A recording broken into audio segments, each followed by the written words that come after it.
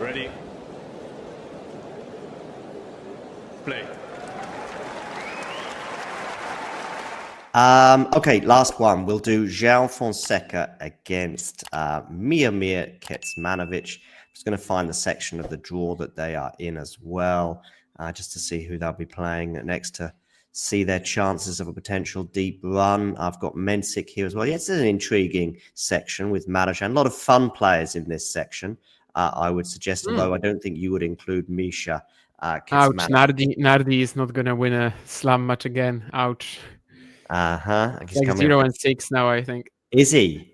Yeah.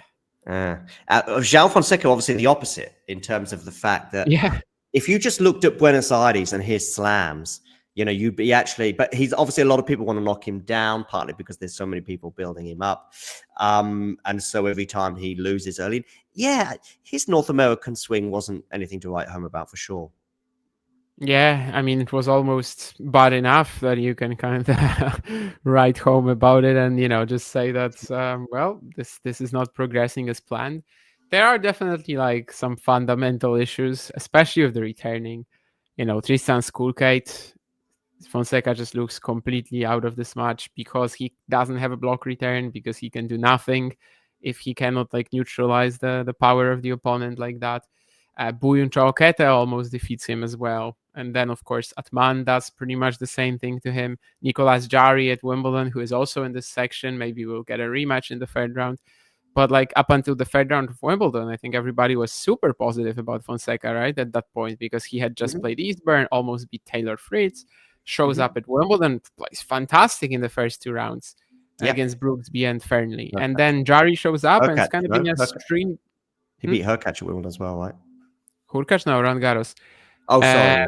And basically, there's a string of matches since where he's just playing strong servers in quick conditions and doesn't manage to do anything because, again, there's just some like really simple, obvious fundamental issues with his present set of abilities, which especially the fact that it doesn't contain a block return whatsoever. And I don't know, maybe from that angle, if you think about it, Kecmanovic is actually a pretty good opponent. Like, he's going to get baseline play here. He's going to get a lot of time. If all this losing recently and all these matches that have been pretty difficult for him to handle haven't made his confidence go down recently, maybe this is actually quite perfect for him to start his tournament like that. I don't know. I made this big prediction, I think, a few months ago that if Fonseca wins his first round match at the US Open, it will be a long time before he loses an opening round of a slam, because I'm assuming he might be seeded after Australian Open. But right now it looks, at the Australian Open, but right now it looks a bit tricky. Like, he would actually need some massive results, and we know that the conditions until the end of the year won't be really like that suitable for him. No. So I don't know about that anymore. But at least it's not a big server. Like, literally in Cincinnati, when I was seeing Fonseca's draw, I was just looking, okay, is it a big server?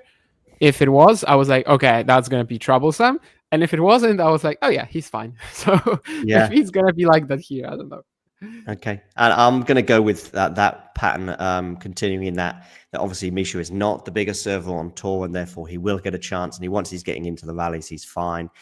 Interestingly, if Joao Fonseca was playing Riley Opelka, you'd be more concerned than Miomir Kecmanovic, right?